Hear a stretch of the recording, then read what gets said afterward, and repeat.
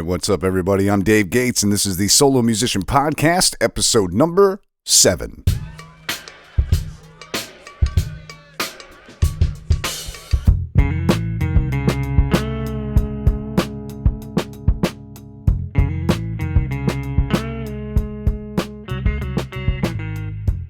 All right, what's up, everybody? How are we doing? How was your weekend? How was your week so far? How are you doing today? How was your morning? Hopefully all those answers are full of awesome things. Hopefully you're having a good time out there. I had a great time this weekend playing some shows kind of all over the area. Great crowds out there, lots of cool people to play for, lots of cool conversations happening, and it was just a all-around awesome experience this weekend. So thank you to everybody who came out to the shows. If this is your first time joining me on the podcast, welcome. My name is Dave Gates. I'm a professional solo musician here in central Pennsylvania, and I'm doing this podcast as a way to talk about some of the things that we go through as solo musicians, and certain elements of being a solo musician, ways to help your career and ways to kind of keep things moving in the right direction, as well as if you're not a musician, as you know, you get a view into the eyes of what we go through as musicians. That being said, today's episode is not going to be for everybody. I want to put that out right at the front here. Today's episode is going to be full of vulgar language. If you do not like vulgar language, if potty words make you angry, or they go against whatever views or beliefs you have, just skip this episode. There's going to be a ton of other episodes you could check out. Go check those ones out. You're probably not going to get this one. You won't get the point because it's going to be clouded by potty language. And there you should have left by now. So if you're still here, I'm going to speak freely today about some things that bother me with music. Some things that I find suck about being a musician, especially a solo musician. I can't speak to being a band member. I've never had a band. I had one band show ever in my life where I played as part of a band, and we had 1 or 2 practices prior to that show, and then we played in a parking lot to like 40 people. So I do not know what the band experience is like. I can really only speak to the solo musician side of things. So that's what I'm going to do today, is I'm just going to kind of tell you what sucks and why it sucks. And if you're a musician, you're probably going to just shake your head and be like, yes, that does suck. And that might be all you get from this podcast. But if you're not a musician, or maybe you're a musician that's just starting out, this will at least give you some idea of the things that musicians go through. And what's perfectly normal to be angry about and frustrated about, and what you're not going through by yourself. So if you're a new musician that's starting out, you're not alone in your struggles. The things that you face are probably not unique to you. Almost every musician that I talk to seems to share the same things that we complain about. The same things that cause us problems, that make us question whether we should still be musicians or not sometimes. So I want to cover some of these things. Just, in no particular order. I wouldn't say that any of them are any more important than any others. They just kind of all suck equally. They're all sucky. The first thing that I want to talk about is crowds that don't interact. And I want to be really, really clear about what I'm talking about here, because I'm not just talking about crowds that don't clap, right? I mean, we can deal with not being clapped for as musicians. It's not the end of the world when people don't clap. What I'm talking about is people who don't acknowledge your presence as a human being in the room. I'm talking about people that, they don't interact with you in any way whatsoever. They don't glance in your direction. They find a different path to get to the bathroom so they don't have to walk past you. I'm talking about people that never request a song, and then they go home and they bitch about the fact that you never played any songs that they like. That's who I'm talking about. Now, I say all this understanding and knowing the reason why some of those people act the way that they do. Some of those people didn't plan on coming out to see you play music that night. They didn't come there for music whatsoever. They don't know who you are. They don't like what you do. Maybe they don't like the type of music that you play. I'm not saying that those people are wrong. What I'm saying is that even knowing that, it doesn't make it suck any less for us as musicians. You know, if you're, like I said, if you're just starting out as a musician, no, you're not alone in the fact that rooms sometimes are terrible. Sometimes the energy in the room is all jacked up, and it's not your fault. There's nothing you could do about it. And if you're listening to this and you're a live musician fan or attendee, you're not an actual performer. You know, if you're out at a show and you see something like that going on, you see like the performer not getting any kind of feedback from the crowd, so they're not doing anything. They're not booing, they're not cheering, they're not requesting songs, they're just merely not paying attention.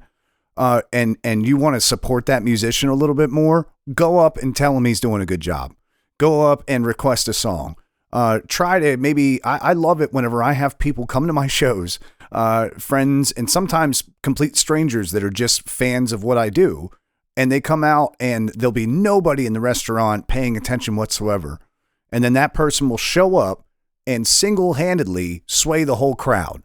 So, you know, by clapping or by requesting a song and then cheering or singing along with it. I've literally had that happen a million times now, where the night is saved by one person starting the wave. So if you want to help out a musician, you could do that. And if you are a musician and you're going through that and you think it's just you, it's not you. Shit sucks. You know, along those lines, another thing that sucks whenever you're a solo musician is people that request music and don't tip. Okay. And this is a very simple one. All right. If you're coming up and you're making a request, and you want to hear a specific song and you want, oh, it's me and Tracy's 17th wedding anniversary and our song was Purple Rain and if you could play that, and you give me a 9-minute version of why I should play the song for you, and then I play the song for you, and then you pay nothing. You came here, you didn't pay for a ticket to get in and see me. I'm a solo musician. You know, and I'm a background music guy most of the time. You didn't pay a ticket price. So you have nothing contributed at this point. Okay. And then you come up and you're like, I would like this song. And I'm not going to pay you for it. All those hours you spent learning it, fucking who cares? All those times that you messed up the guitar chords and you had to go back and figure it out doesn't mean shit to me.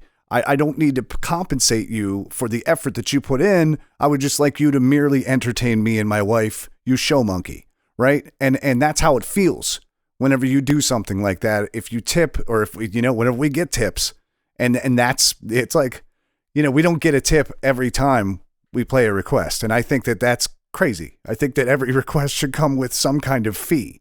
Otherwise you can just sit there and consume whatever I feel like playing. Maybe. You know, that's my viewpoint on it. It's not everybody's. And you know, if you have a different view, I'm not saying that I'm right. So just putting that out there. I definitely think the level of tipping, you know, the level of tip that you leave should correspond with the song that you request as well. If it's a obscure hit that nobody's going to know and it's a slow song that is special to you and your partner or whoever, and that's what you want to hear, awesome. It should be a higher dollar amount tip, in my opinion, because not as many people are going to connect with it. Okay. It's not like everybody's going to be singing along, and it's going to bring the energy down in the room. So just know that if you throw a couple extra dollars in, you're going to make that guy way happier to play this obscure song, even if he likes the song. You know, tipping can be a very affordable way to show your support to your favorite musicians, you know? And one thing not to do is don't set your musicians' tips on fire. I mean, like, have the common courtesy to not use my tip jar as a cigarette receptacle. I had that happen at a golf course a few years ago where a guy threw his cigarette butts into my tip jar until it caught my money on fire. All of my tips went up in flames, and he thought it was absolutely hilarious. I think it's a little funny now, but at the time, I did not find it as amusing as that fucking asshat did. But I don't know why I told you about that at all. But that's the types of things that can happen, I guess. Put money in the tip jars, not fire, not fire, no fire in tip jar. I guess. Oh man. All right, let's talk about something else that sucks about being a musician, because this is a fun show. All right, how about venue bookers, right? And booking agencies. I'm going to group those fucking snakes in together. Now, hold on. All right, I don't mean all venue bookers, okay? I don't mean every booker out there is a piece of shit. I don't mean that at all. I mean the bookers that, I'm not booking now, reach back out in 6 months and then we'll talk. And then you contact them in 6 months, right? And there's nothing. They're like, well, actually I'm fully booked now. Sorry, missed it. Or the ones that you message that you've already played at, right? So the bookers that you've played a show there, or 2 or 3 or 4 shows, whatever. You've been there a couple times, right?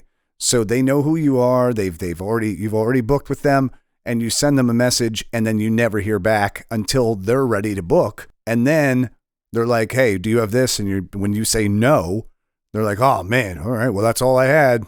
I'll talk to you in 6 months. I mean, this fucking loop that we're caught in with these guys, it's just really frustrating, and the majority of bookers that I deal with are all right. Okay. But there are some really, really, really bad ones. That's why I cherish the exceptionally good ones. Like Kevin at Sherman's Creek Inn. This is local stuff, but Kevin at Sherman's Creek Inn and like Michelle over at the Sherwood Inn, they're such good people, and they're very good at what they do. They don't double book shit. They give everybody a chance. It's rare to find really good ones. The majority of them are just okay at it. They're okay at running a spreadsheet. And then you get, the ones that are atrocious, the ones that double book. Like, what in the actual fuck are you doing? What job do you have besides keeping a calendar? And then how do you put 2 names on the same calendar? Okay? Like, I don't know how that works. I would imagine whenever you put the second name on there, you would see you have the first name. I would just imagine that would happen. But most of the time it doesn't. Not until we're already at the fucking venue, right? And we unpack. Does it happen? Then they're like, oh my God. Oh, you're both here? Oh, what do we do now? I don't know. We'd have to pass on one of you. So it's so unprofessional. I will say though that most in-house bookers, like most bars and venues and stuff, that use their own person for those booking positions, most of them, and this isn't always the case, are not well compensated. Some of them don't get any pay to book music. They're just doing it as a favor to the venue. So then I think about sometimes, and this isn't giving them a pass, but I definitely understand the frustration that they must feel. Even if you're well compensated, you're getting what, 500, 600, 700 messages a month from people that want to play at your venue. And then you have to go through and click all their links and understand who they are through a snapshot in their email to hire them more than your best friend that plays music. Or like, I understand how asinine the job of a booker is. But I think that if you take that job, you should fucking be a professional about it. And don't suck at it. Like, you owe that, okay? I'm not saying you don't have pressures. I'm just saying that you should answer the guy back that emails you, right? Answer him back if you're not interested and tell him you're not interested. Okay? And then just move on. But then you've at least done something, because otherwise that guy is just going to send you email after text message after phone call, and he's just wasting his time. He's wasting your time. Everybody's time's getting wasted. So by you being a professional when you're a booker, we all waste less time. So thank you to all the bookers out there, by the way, that are doing their job, that are good at it, that don't double book like fucking amateurs. Thank you to all them that are doing their job so we can do our job. And to the other group of bookers, we have these booking agencies, right? There's a bunch in our area that are an absolute joke. but they're everywhere. They're all over the country. I had to book through booking agencies when I played in the South. I have to book through some booking agencies to play in Maryland, and I've had to book through some to play all over the place. Okay, and I think I've worked with some incredible ones. I can't name any of them because maybe they weren't that incredible. But I've worked with a bunch of okay booking agencies, unremarkable. Let's call it that way. Ones that booked me at gigs that were good gigs for a good dollar, and actually cared about how things went, right? But I've worked with a bunch of shit booking agencies through the years now. And I have some booking agency red flags, right? And I'd like to share some of those with you if you guys are interested. So booking agency red flag for me, number one, is when they do nothing for you besides get you a gig. Okay? They don't give you a flyer. They don't provide any kind of advertisement of your gig. They take a cut of your money for nothing, for not one iota of anything besides telling you that you're okay to play at the venue. They are snakes, okay? And there are a ton in this area. A ton that just book you, and then they take your money. And here's my problem with them, okay? With a lot of these booking agencies. If you're a venue booker and you take some of my money before it even reaches me, okay? You take some of my money because you're taking the responsibility of booking the gig at the venue. 100% take my money, okay? You should get a commission for the job that you're doing. If you are a booker and your primary job in life is to book music acts at bars, okay? And it's not your bar. You have no vested interest in the bar. It is just a bar. It's somebody that you've extorted for you to be able to book their entertainment. Extorted is a very, very, extorted is a very strong word, and I don't mean extorted. Somebody that you've propositioned, and that venue has put their faith in you to bring good entertainment into their establishment. Okay? That is your entire job. So you tell the venue it's not going to cost you anything, okay? You just keep paying your regular rates, and I'm going to take my cut out of the musician's pocket. All right? All right. Sounds good. So what do you offer the musician? You offer the musician just another gig that he could have gotten if he would have went to the venue and talked to them. Is gotten a word? Yeah, the gotten fits there. He could have obtained that gig himself, right? Without you. Completely without you. By going to the venue himself and talking to the owner. You did nothing. You didn't give him any kind of promotional materials. You didn't give him a shout out on Facebook. You've done nothing. You're not going to his gig. Okay? You've done nothing. You deserve nothing. In my opinion, you are scum to me. That's a very strong word. You're not scum to me. But I don't understand why booking agencies prey on certain musicians the way they do. I have a lot of friends that they book all of their shows through these booking agencies. And I've read the contracts of quite a few of them. And the amount of control they have over your career is staggering. There's one here in the central Pennsylvania area, has a 14-page contract. And I had 13 of them initialed before I backed out of that. Okay? Because, what was on page 14 was that they owned my intellectual property. Anything I created during my time with them was sole property of them, that I had relinquished rights to that. That was on page 14. And I've seen that with most of the places that I've gone to. I had another outfit that booked for me last year, and I told every place that I played where they were the bookers, I told them that I would not play another show for them unless I could book directly with them. Because those bookers took a fifth. I think it was like 20% of my pay, and they provided nothing. And I'm like, why am I paying you anything? Why do you get a penny? Why? What did you do in this besides broker it? You are a stockbroker. But the only thing you're dealing is my services. Okay? So they make me angry, I guess. I guess I do get a little angry about stuff sometimes. They make me angry. I think I'm just angry about the bad ones, though. Like the bad booking agencies is what I'm angry about. I know that there's good ones out there because I still work with a couple good ones. But I just don't understand what the bad ones are doing or how they're able to retain artists, how they're able to keep people that want to use them. It baffles me. Anyway, let's move on to let's do another thing that sucks. You guys ready? Let's get another thing that sucks. How about whenever venues ask you for an expected draw as a solo musician, there to provide music during dinner hour, or a guy that's there on a Thursday or any night. Let's just pick a night.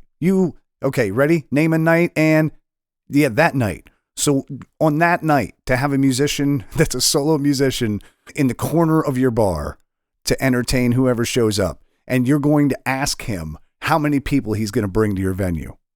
The answer's fucking 0, Bob, right? I mean, listen, I understand. I understand why there might be like an expected draw when it comes to bands, or even like touring solo acts, the guys that are getting really high ticket prices, okay? But you have an unticketed room.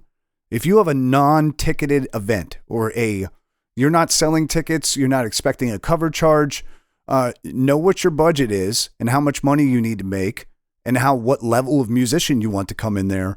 But for you to ask what a solo guy is going to draw to your bar is a little crazy, okay? In my opinion. Especially I play these shows out of state, right? And I'll get a venue whenever I'm first booking with them, and they'll say, how many people do you think you can bring out? Once again, I'm none. Like I'm not from your state. I have no clue. I don't even know where you are. I have no idea what you're doing. So if a venue says to me, when a venue asks me how many people I'm going to bring, I always say 0. Even if I think it's going to be 50 or 100, even if it's going to be 10 people, I will say 0 every single time. And if the pay depends on how many people I bring, see ya. I don't like that.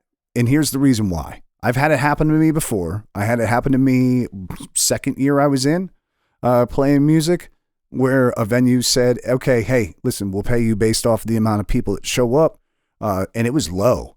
It was like, hey, anything over 15 people, we're going to give you, I forget what it was. It was like an extra $50 or $100, right? And they're like, if you don't get that many people though, we're going to take some money away. And I'm like, all right. I mean, I think I can get 15. I mean, shit.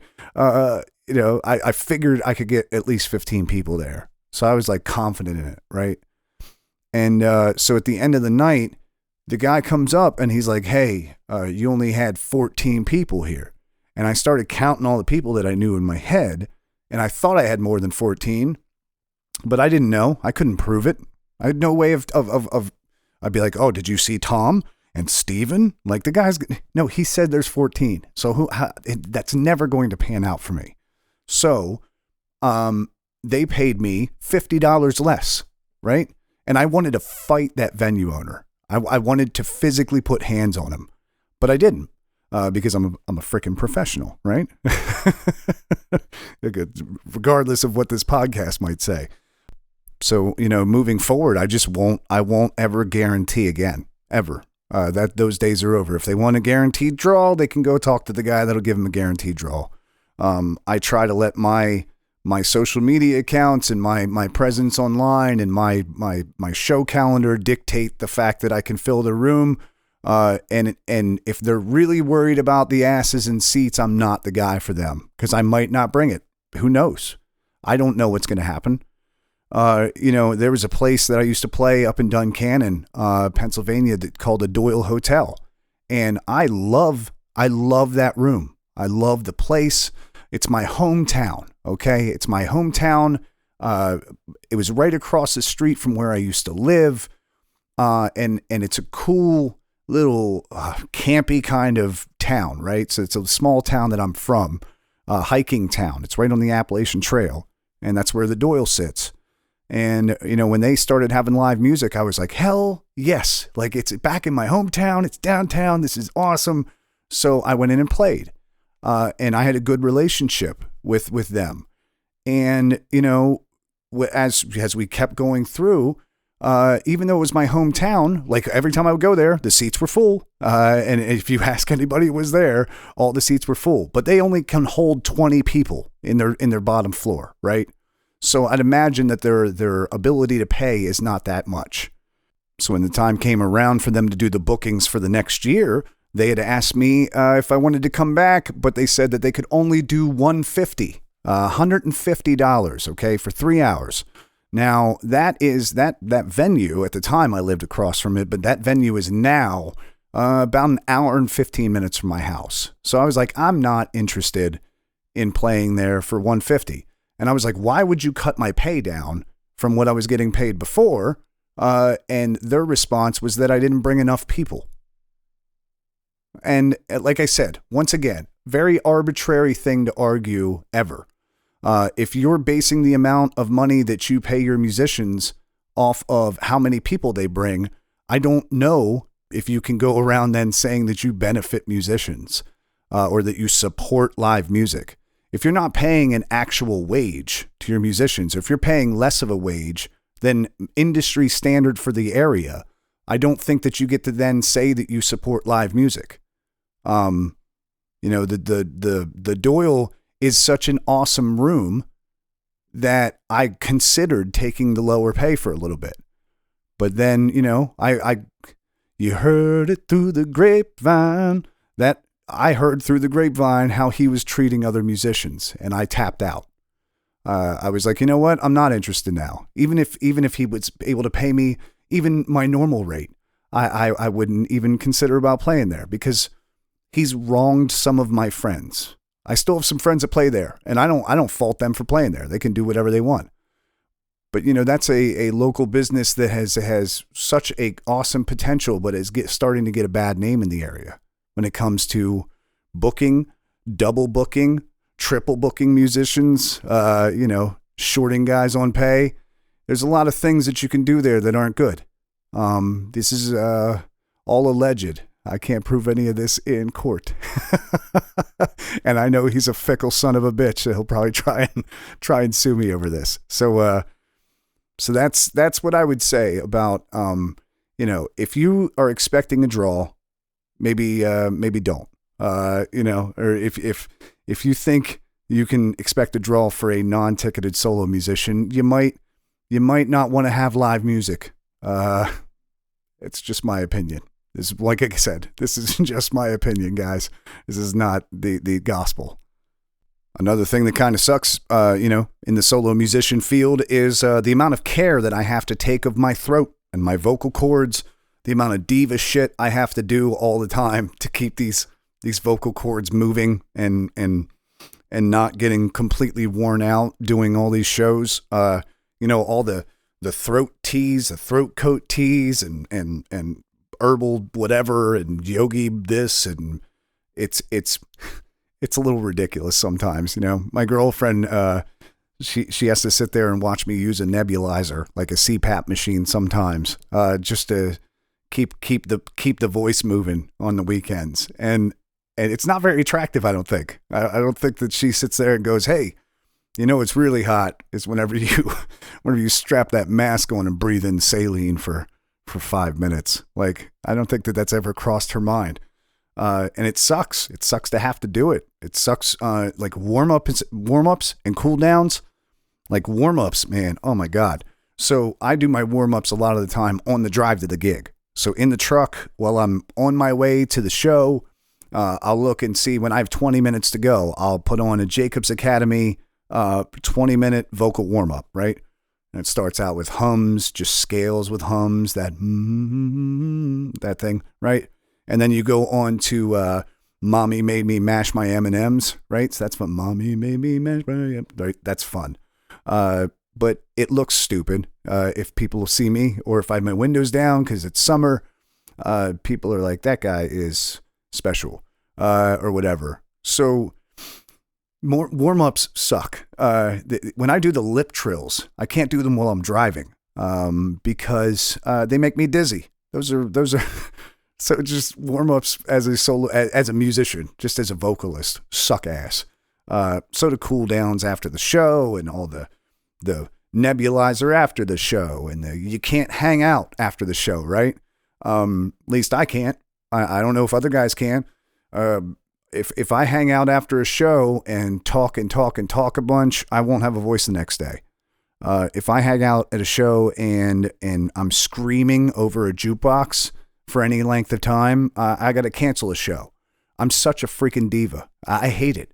I hate it because I don't know why it's that way for me. And then I have other friends that could shoot whiskey or smoke cigarettes or do whatever. And no problem. No problem. They can play back to back to back to back to back. They can play 7 nights a week. I don't know. Maybe it's bad form.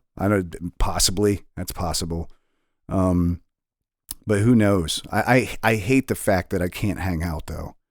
That's probably one of the worst parts. One of the worst parts of doing this full time. Another part that really sucks is missing everything. And I mean everything. Every party, every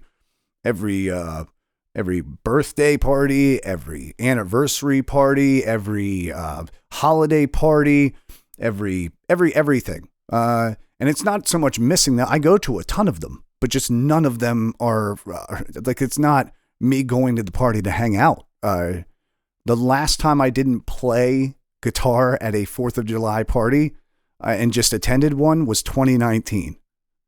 That sucks. That sucks sometimes because I'm always the life of the party, right? That's my job. And while I love my job, I don't even have to qualify it. I know you guys know what I'm trying to say. It's a drag sometimes. It's a drag always being the life of the party. My grandson was born while I was at a gig. I was playing guitar and I saw a text message at the end with the picture of my grandson.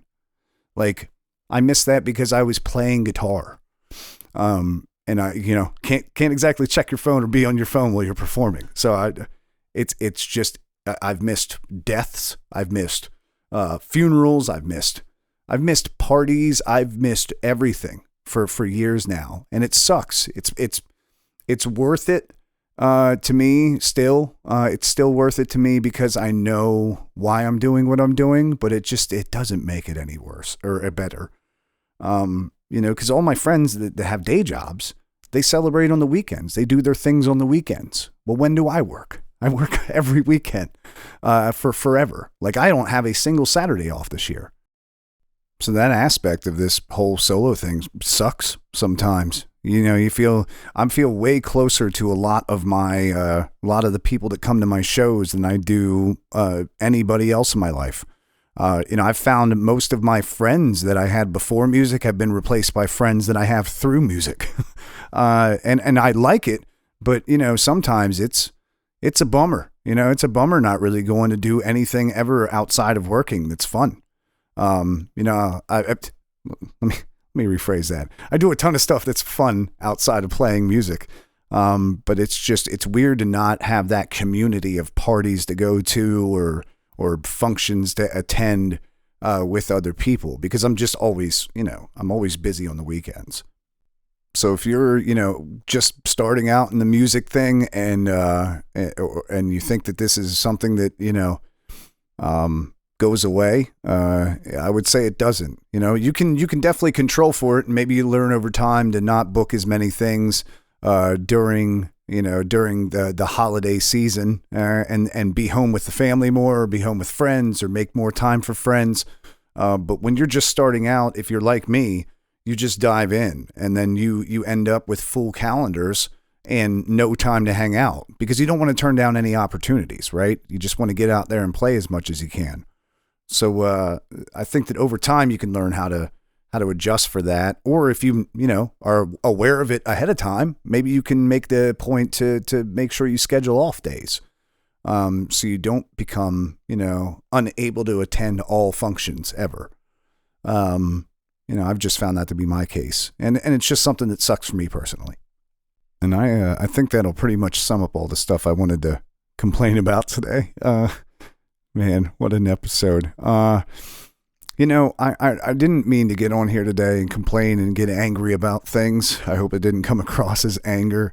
It's more or less just sharing things that frustrate me, because sometimes I feel very guilty for feeling frustrated about anything when it comes to music, because it is the best job I've ever had, and it's the only one that's ever fulfilled me the way that nothing else could.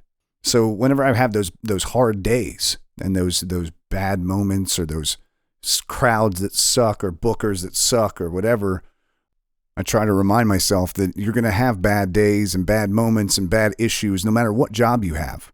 It doesn't matter what it is. So there's no reason for us to feel guilty about calling out shit that sucks in the music game. So I'd love to hear what you guys think sucks. I know that it's probably not the most fun topic in the world, but it is something that I think is important. I think we should talk about what sucks, and maybe because how many crowds out there, how many people, when they go out, would clap if they knew that it meant something, or would toss a dollar bill in if they understood how much work went into all of it. Like whenever we have the conversation, we have the opportunity to educate other people, or to get other ideas into the light, right? Ones that maybe we aren't thinking about. So I want to hear all about what you guys hate about music. What is the thing that you can't stand? What drives you crazy? I kind of want to hear about it and see if I share in your misery, if we can commiserate together. All right. So, you can hit me up with those solomusicianpodcast@gmail.com. You can drop them on the Facebook page. You can leave them on the website. You could send a carrier pigeon or something my direction. You could, I think smoke signals are still a thing. I don't care how you get it to me. I would just love to hear what you think. Okay. And I'll see you on Thursday for the Thursday Thoughts episode and the weekend show rundown. All right. I'll talk to you guys later.